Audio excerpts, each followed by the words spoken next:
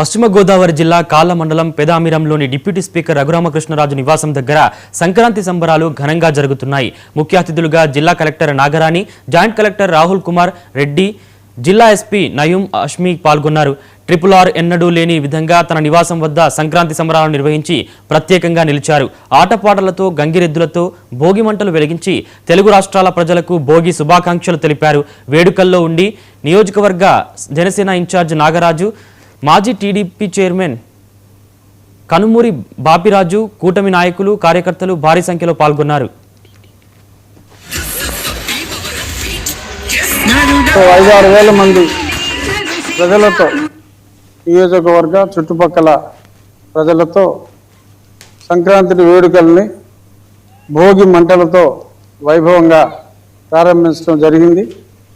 ఈ కార్యక్రమానికి పాటలు, నేషనల్ ఐడల్లో పాల్గొన్న సింగర్సు, అలాగే జాతీయ స్థాయి అవార్డులు అందుకున్న కళాకారులు, వీళ్ళందరితో అత్యున్నత స్థాయి ప్రదర్శనలన్నీ కూడా ఇవ్వటం జరిగింది. అలాగే సంక్రాంతి అంటేనే ముగ్గులు, గొబ్బెమ్మలు, ఈ పోటీలన్నిటితో పాటు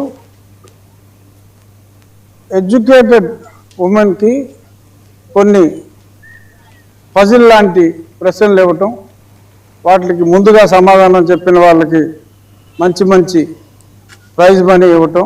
సుమారు 60 నుంచి 70 మంది మహిళలు కూడా ఈ కార్యక్రమాల్లో